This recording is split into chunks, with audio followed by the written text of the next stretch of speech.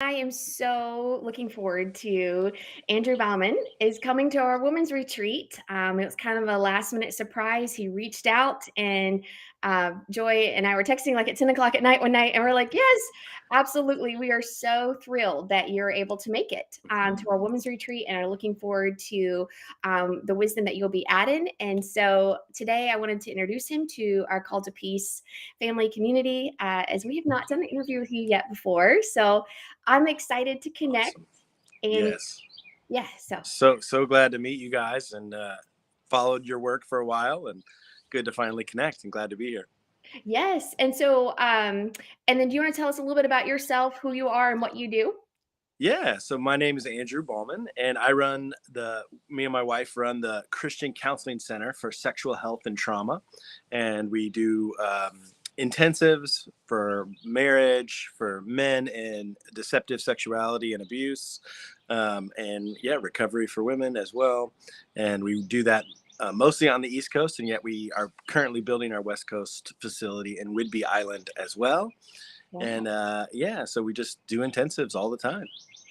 That is awesome. Mhm. And I'm so sorry. I apologize. I said your name wrong. I had it was Bauman. It's Ballman. Is that correct? That's correct. Yeah, Bauman. Oh, Yeah, okay. no, Andrew it Ballman. happens all the time. I'm just numb to it, so it's fine. I I, am I, so sorry about that. Well, we you're are good. thrilled to death that you're coming. You'll be speaking on typologies of abusers, correct? Yeah. Basically, working with men for the last decade, realizing not all abuse is created equal, not all abusers are created equal, and how do we know what we're working with? How do we understand what relationship we're getting into, either potential or the relationship we are already in? Can men actually change? Right? Mm. It's a big topic. Can abusers actually change? And yeah, that's what we'll be diving into. I love that, and I love that all abusers are not the same because they're not, Mhm. and we always say, if Correct. you've seen one case of domestic abuse, you've seen one case of domestic abuse, Right. and there's varying degrees, and we're not discounting that some people may not abuse is abuse, and it's all painful, but there's Correct. different type of abusers, and some of them can be very challenging Oh, yes. to work with versus some others, so I'm Yeah. looking forward to diving into Yes. that a little bit Yeah, more. no doubt. And yeah, the last 10 years sitting with men, I guess it's 12 years now, sitting with men, realizing like I've learned a lot just from the front lines of being with men, trying to be better men. And so that'll be some of the material that I bring. Yes, well, that's hopeful. We are grateful for the work that you're doing and it's shepherding and discipling men's hearts. And Mhm. I am looking forward to talking today. How did you get into that work? Can you share your own journey? Yeah, I think it's not necessarily accidental, but it wasn't like chosen. Meaning, for 13 years, I abused pornography, Mhm. thus turning into kind of objectifying women. And that started at 13. So as I became an adult, like realizing more and more of something's wrong. Like, I don't know how to do relationship. I don't know how to honor women. I don't know how to, met my now wife, but realizing like after hurting her, after kind of in and out of relationship, hopping from one woman to the next, realizing like, what am I doing? Like, I don't know how to actually live. And that's what came out of what I call a pornographic style of relating. When Mhm. porn becomes your mentor, you become the way you engage. Um, can you hear me? Okay. Yes. Yeah. The way you engage becomes pornographic. Right. And that's not a healthy way to do relationship. And so basically undoing that, relearning how to do healthy relationship, relearning how to honor beauty rather than try to devour it, Mm. has been my journey. And then realizing like I have to help others. I have to help other men. I have to help other women who are experiencing how I lived. And so I speak from a very personal place of I have been that man. I have been that abusive man. And that's a unique position to be in, to be, you know, after 15 years of my own therapy and my own work, Mhm. coming out of the other side of like, I am working hard to become a good and safe man. And what does that actually look like? Wow, that is so good. And I love that about how you're saying um, honoring women versus consuming women. And that is so huge. And I think so many women can relate to that of feeling Yes. so consumed. It's so Mhm. damaging when you feel like you're just an object consumed and discarded. Yes. Um, so how did you get into passionate about, I know that you do some advocating for women as well that are in Yeah. domestic abuse. How did you get passionate about that? Yeah, I think it's realizing like switching teams, right? Of like Mhm. knowing I was on the wrong team for so long, right? And like realizing like I was a part of the problem. And so what does it mean for me to be part of the solution? And I think whatever I do it fairly big, meaning like when I've sinned, like I went big, right? Yeah. When I when I um 20 years ago I was in a psychiatric ward, like in a sense, like I was tempted to take my own life. Like when I fall, I go deep, and Mhm. when I advocate, I also go big, right? And so Yes. it's like that's that sense of like I'm going to be me, and I'm going to speak up, and I'm going to use my voice, use my privilege, use my power to be a voice, because I think domestic abuse is a man's issue, and yet women have blazed the trail. Women blazed the trail for me. Dr. Nancy Murphy was my mentor, and Mhm. worked with her for years, and she taught me these dynamics, taught me this whole world, and then kind of blessed me, like, we need men in this work. And so that, that was in graduate school, um, however 12 years ago. um, and so yeah, that's kind of how I find myself here, not by choice, and yet I have to. Yes, I love that. Thank you so much, and we appreciate your voice. I love your work. I love following you, and I've learned a lot from you as well. And I'm looking forward to this. And you're going to be on our question and answer panel. We're having a question and Yes. answer panel on Friday night with our main speakers and Andrew. And so I am really looking forward. We'll get to ask you some questions about this and Awesome. everything. I have so many questions in my mind. I'm like, oh, I want to go deeper. And Yeah, we'll do it. uh, I'm game, whatever you're up for. Yes, I mean, I do have a question because I love Mhm. questions, and Sure. so, if anybody here in the comment has a question, feel free to drop them. Say hello to Andrew, welcome him. We are so thrilled he's coming to our 2023 Women's Retreat, and I linked in the comments above for anybody who's listening, and you're like, "Hey, I haven't learned much about the retreat yet, or haven't signed up." You can follow the link above, click on his profile picture. He's on our website. You can see his bio, read a description of his session, and also sign up for our retreat as well. So my question for you is today is how have you found that pornography and domestic abuse intersect and do that? Yeah. Oh man, definitely, definitely. I feel like pornography is such the baseline of objectification, right? So when women can become objects that I can devour, that I can take from, it's not a big step to move to that next step of they are less than, Mm, right? I am in power. I am big. I can click whatever I want in any instant. I can make you do whatever I want you to do with a click, right? I am, there's a hierarchy, right? There's a sexual hierarchy. I am more powerful. I am bigger. I am stronger. And then that then feeds into a normal life, right? Our pornographic style of relating, where then why aren't you doing that? Why aren't you submitting to me in real life? Why aren't you doing what I want you to do sexually? Why aren't you doing what I want you to do when I tell you to do it? Because I have been groomed and learned through pornified culture, and now my pornographic mindset, where then I get rageful, right? Then I get like, you're not doing what I want, what I learned, what pornography taught me that you're mm, supposed to be doing, right? So then we become aggressive, we become demeaning, right? Because you are no longer human. You are there to serve me. And then that's where some of our theological toxic theology as well comes into that, because a lot of times unknowingly that type of theology then breeds into also abuse. And so there's a lot of intersection between porn, toxic theology, and domestic violence. wow. One thing I really love about your teachings and something I've learned a lot about is pornified mindset. And so many people think they're free from porn and they're like, "Oh, I'm done." It's like, no, you have to do the hard work too because it taught you Yes. things. Can you talk a little bit more about that? Yeah, basically when porn becomes your main source, your main teacher, right? It first starts with it changes the way we think, right? It changes, and that's what I call pornographic mindset. It changes the way we think, it changes the way we engage, and then the actual living out of that is the pornographic style of relating, right? So we actually live in a certain pornographic way. Mhm. And there's a lot of categories there. You can check that out in my book. What is it called? The Psychology of Porn. I talk about that. But yeah, so the pornographic mindset is our mindset, right? It's what we think, how we think pornographically, what we think about women, right? So porn, if you just can imagine, I'll just speak my own life. At 13 years old, my parents are broken up because of my father's infidelity and lies. I'm a 11-year-old little boy, 12-year-old little boy who's just goes to church multiple times a Mhm. week, but nobody's talking about sex. No one's talking about why my family is broken up.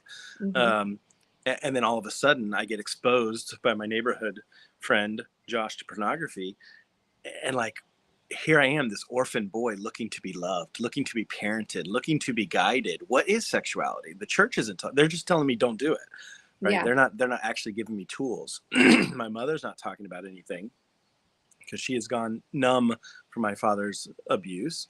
My father's just completely absent, right? So here I am, kind of orphaned and alone, looking to be guided, right? And so many times it starts just with genuine curiosity.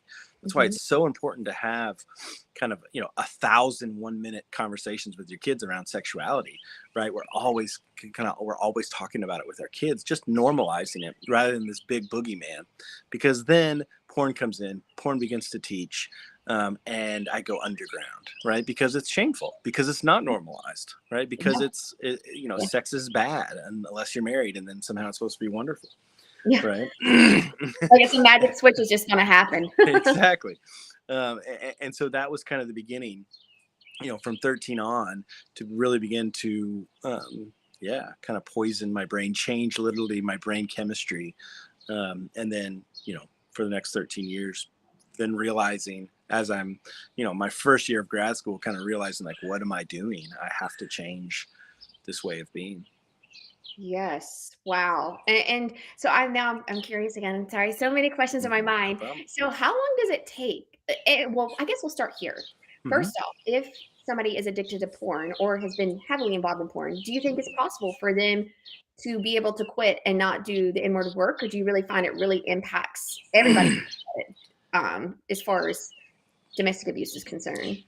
Yeah, I mean, once you quit looking at naked women on the internet, like, then literally that's like the beginning of your journey, right? So Yes. that's like, great, awesome, that's awesome. Okay, now are you ready to work, right? So a lot of people think like somehow just quitting looking at naked women is the work, and like that's like the most basic beginning, right? So it's like we don't even really work with guys who are, if you're still using, like that's not even a start point, Yeah. because you can't change your brain. So normally it takes 90 days of sobriety from porn and masturbation just to begin to change the chemistry of your brain. Wow. Right? So that's the beginning part, and then it's the hard work, of getting to your core wounds, getting to the why behind the porn. Right? Porn is a map. Porn shows us. So one of the first sessions we talk about is, okay, what type of porn are you into? What's your darkest sexual fantasy? Right? And that's a beginning point, right? Because that is the map into your wounded self, because we eroticize our wounds, we sexualize our woundedness, right? To, in a sense, heal from whatever trauma, unprocessed trauma we've had. So that was the beginning point of our work with men, of diving into their wounds. And then once we can finally get to those wounds, we can begin to heal those wounds. That's at least probably a year minimum of work. And then later, after that process, then they begin to really face that humility of what they've done to hurt those they love, what they've done to their wife, what they've done to their children. But that's normally after that kind of deep introspection. And it Mhm. feels, in a sense, selfish, right? Because you've done so much harm, but yet you've got to, do that work, because then you're going to just continue to eroticize that pain. Wow. Wow. That's amazing. I didn't even understand that was all that you did. I'm just like this. I'm blown away because I do some of my friends that are therapists, I've talked to them, especially one, and she's like, if you meet somebody that says they're free from porn, she's like, that doesn't mean anything. You got to know how they got into it, Oh, why they yes, got into it, what wounds were they soothing? Because if they haven't dealt with that, there's still issues exactly, there. And so exactly. love Yes, what you're sharing. That's so needed. I'm so glad that you're there for men and advocating because there is good men out there. And I think no doubt. so many women that have been through abuse think there isn't, but there is that really truly want to be whole, healthy men and are doing the hard work of healing. And how have you seen Yes. that? Yeah, I see it every week, right? It's like, I believe in men, so I get a lot of flack online. Oh, I'm against men or something. It's like, couldn't be much further from the truth. I'm interested in calling men to more because I believe in men so much. I Mm, believe that they're more than just, cavemen emotionally, like that they're actually capable of deep intimacy and connection, and not flippant around sexuality, but actually entering into the sacredness and the beauty of it. Like I believe in men so much, that's why I advocate for them. But mhm. yeah, I see good men every week, right, on the front lines doing this work, spending a tons of money to come see me, and like actually doing the hard work that it takes. Like there are good men, and yet that's not the norm. Right. And so, Yes. not to, gaslight women to saying there's so many good men out there. Like I get it. Yeah. Like I get it. There's actually not that many who are willing to suffer unto wholeness. Right. And like Mhm. that's the work. That's the hard work. That's incredibly difficult to do. But there are men doing it. And sadly, um, most men don't do the work until they've lost everything, until they've lost their family, until they've lost their kids, until their wife puts up such firm boundaries around sex or around, therapeutic separation. Like sadly, that's what I've noticed. Most men don't like wake up until those firm boundaries have been in place to say, "Oh crap." Right, like now I'm about to lose everything, so I better get my stuff together, which is sad. But again, I think of my own story, and it's pretty much the same too. Like until I've suffered, did I not realize that something needed to be changed? That is so good, and I think so many women, like groups and following things like that, think that it's because of them. Like, "Oh, I'm not enough. I'm not this and that," and it's like, Yeah. no, no matter how much you are, and our church has kind of taught this, and I know Sheila Gregoire is also very much advocate. I love her work too as well, advocating that sometimes the church's teachings enable this Yep. and promote Exactly. this mindset, and women start taking it on themselves and put so much Yep. shame and guilt on themselves. Totally. Totally. That's why, you think of Jesus's story and what is it, Matthew, the log and the speck, right? And Mhm, it's like, well, you apply that to abuse situation, and the whole analogy changes, right? Because so many times the women end up taking on more and more of the log, right? And it's like, wait, like we've got to, the abuser has to take the whole forest, right? Like they have to take the whole responsibility, ability, because abuse changes everything.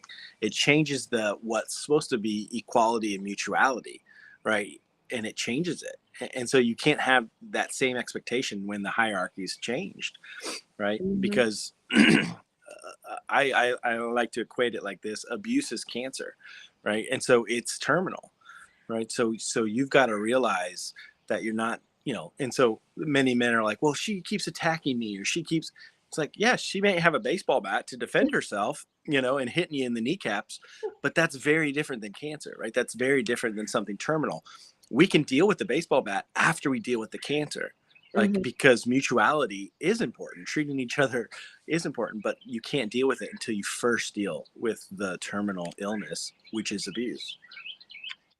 Wow, that was so well said. Thank you so much for sharing that. And I think so many times the church tends to focus on the baseball bat too, as well.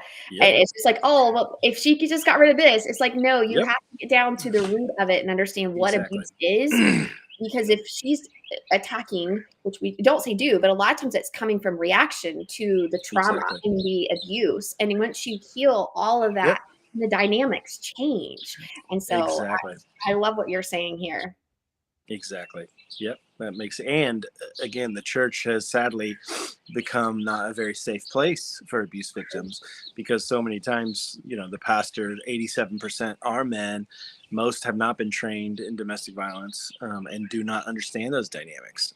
And so, in a sense, it's unconscious, where they're saying, "Oh, just have more sex with him and he'll be better." Right, just do this, and cook more meals, he'll, it's just such a shallow view Yeah. of relationship, of sexuality, and it's gaslighting the women, um, gaslighting their whole experience, rather than calling men to more. Yes, absolutely. Thank you. And yes, and we're passionate about that. That's our thing is working with churches and equipping them to understand this. And Hmm. I'm so grateful that you're there as a resource for them as well, to be able to help men and call them to wholeness and healing. Yes. And we have a comment here. I was going to look and see what it says. It says, is it going too far to say that churches actually facilitate sex trafficking, forcing women into sex, even when abusers or simply immature men are not? or not being good. Hmm. Kind men. Okay, sorry, I haven't Yeah. struggling there. Yeah, I don't think that's too big of a jump, right? I mean, if you look at the intersection between porn, sex trafficking, right, abuse, those are all swimming in the same pond, right? So it's not a huge jump. And if Barna's study in 2014 says 50% of pastors have some type of relationship with porn, some type of right. So if they have a pornographic mindset, right, it's much easier for me, instead of, if I'm a pastor, instead of dealing with my shame, to preach a lot about modesty, right, to Yeah. make it about you, to make it about what you're wearing, than to deal that I'm feel shameful that I'm sexualizing you, because of that you show shoulders, or whatever. It's like, uh-oh, how dare you, Lauren? How dare you make me stumble? Right? Like it's so much easier to project it onto you and make it your fault than to deal with my pornographic mindset, than to deal with my pornographic Mhm. way of relating to women. Right. So I don't think that's a big jump to say that facilitate sex trafficking. I mean, I wouldn't say it like that because, but it's probably foundationally true. Mhm. Yes, and something I found, in my experience with, ministry and different things like that is men can only lead other men and women in their congregation to wholeness to the extent that they are whole. So Yep. if you are Yes. broken, you typically will look at scripture through a lens of brokenness. We're all Yes. broken people. I'm just saying, but when Sure. you have that, you tend to look at it as in a way to justify it, and you begin to teach things that Yep. allow you to justify what you're doing. And it puts Exactly. so much hurt and shame on women. And I'm not saying all churches doing this. This is my experience with Yes. a very large ministry that I worked with and watched all this happen. Yeah. So yes, Exactly. it's very true. Because yeah, you can't lead your congregation to wholeness if you're not whole yourself. Yes. No doubt. Yeah. That's why. Yeah. It's so important for pastors, leaders of congregation to do their own inner work, to do their own healing. Right. And it's not just some pop psychology, right? Dealing with your inner child, dealing with, all that stuff. It's the way I view it is God is in us, Yes. right? God is in us. And so the more we know ourselves, the more we know God. Like Mhm. it's that integrated in my book, right? The more we know the Imago Dei, how we bear God's image. So it's not just some selfish, narcissistic plight, making it all about us. It's integrated with, no, we get to know the author, the co-author of our story more fully. Yes, I love that. And I 100% agree with you. A lot of it is knowing our story and understanding ourselves and who we are and Yes. how we make the decisions we make based on our own hurts and working Mhm. through that. And the more we Yes. understand ourselves and receive God's love in those areas, the better we understand God. So I am Yes. absolutely a huge fan of that. So I appreciate you sharing that. Yes, and I'm so thrilled about you coming. I have so many questions. I'm just, yeah, I'm enjoying our conversation so much, and looking forward to having you at our women's retreat. You'll be there on Friday and Mhm. speaking in the session. I think it's 1:45 on the typology of abusers, and then the Mhm. panel that evening. And so, I cannot wait. I'm looking forward to meeting you in person. I'm so Awesome. excited that you're coming. Very excited to be there and connect with you all. Yes, and then I'll drop in the links here in the comments. To your books and to your page as Mhm. well. Awesome. I know I have recommended a couple of your books before on our page, and Awesome. I've read one of them myself, and they're absolutely great. I was like, wow, this material is so sound. Thank It's you. healing to be able to understand. I know a lot Mhm. of them found it very healing to be able to read this and understand. Yeah. Okay, this is what God expectation is, and Yes. to be able to have a right view of things is super healing. Yes. Yeah. I've been surprised by how many women have read it and found healing just from their own stories of like, wait, I'm longing for healthy masculinity because, we do complement each other. We do help each other be better. And yet so many women have experienced the opposite, unfortunately. Yes, and then I just see one last question I wanted to address about how to hold a pastor accountable for it sounds like not supporting her after she's worked with her Yeah. gotten away from her ex, and that's so hard. And I Yep. and that's why we do the work we do is helping pastors understand. So I'm like, you Yep. should see that too as well. Totally. Yeah. No, and that's twofold. One, I think sharing your story through, probably written letter, have some distance between it would be helpful. And yet also knowing you can't put that on you because if that's the truth, he fundamentally does not respect you anyway.